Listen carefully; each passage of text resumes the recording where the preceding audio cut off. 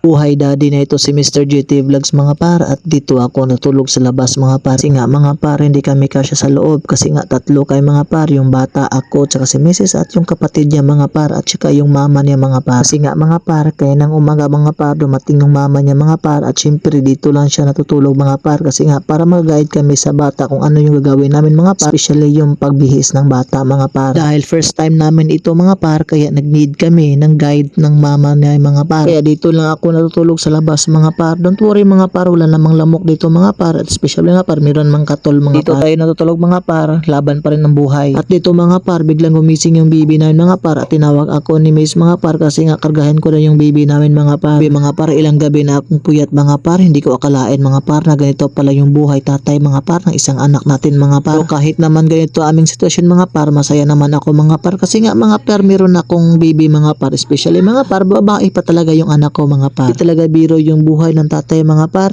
Shout out sa lahat ng mga tatay na ganito mga par, hindi nang iwan ng isang babae. Habang titigan ko yung anak ko mga par, grabe mga par, nakita ko talaga yung mukha ko talaga sa kanya mga par, parang kamukha ko talaga mga par. Syempre anak ko, at this moment mga par, sobrang hingili na talaga yung buong katawan ko mga par dahil sa ilang araw na akong puyat mga par. Pero ganyan talaga yung buhay mga par, dapat tayong lumalaban sa hirap ng hamon ng ating buhay. Bawal tayong sumuko mga par kasi nga mayroon ba tayong pangarap, especially sa ating anak mga par. Kaya fast forward tayo mga par.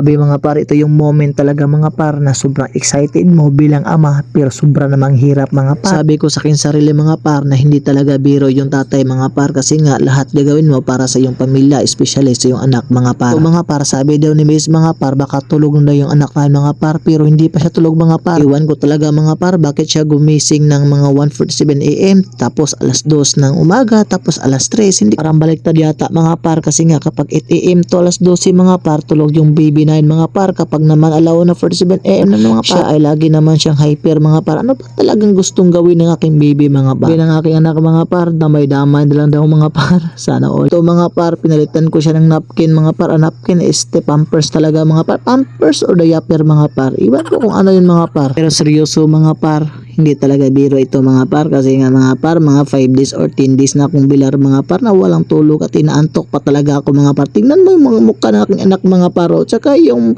bibigyan mga par, bubuka pa talaga mga par, para talaga kung inuulit talaga ako mga par. Pero bahala na mga par, ang importante mga par ay nakatulong ako sa aking asawa mga par, at syempre sa aking baby mga par. Tingnan yung aking baby mga par, sobrang magkamukha talaga kami mga par. Speaking sa pagkarga sa aking anak mga par, hindi pa talaga ako once on mga par, kaya mga parang natakot talaga ako mga par na magkarga sa aking anak mga par, baka na mga par mahulog or ano pa mga parang delikado yata mga par kasi nga hindi pa ako marunong talaga magkarga mga par. Speaking bumpers na mga par at diaper mga par, grabe mga par, sobrang mahal pa talaga mga par, at low budget talaga tayo mga par kasi nga naubos yung pira natin doon sa ospital pambiling pagkain at iba pa mga par. Hindi nakala mga par, breastfeeding pa ito si baby mga par kasi nga mga par, kapag gatas mga par, sobrang mahal ng gatas mga par at hindi pa kaya sa ating budget mga par, kaya magsumikap tayo para magtrabaho para mapambili ng gatas.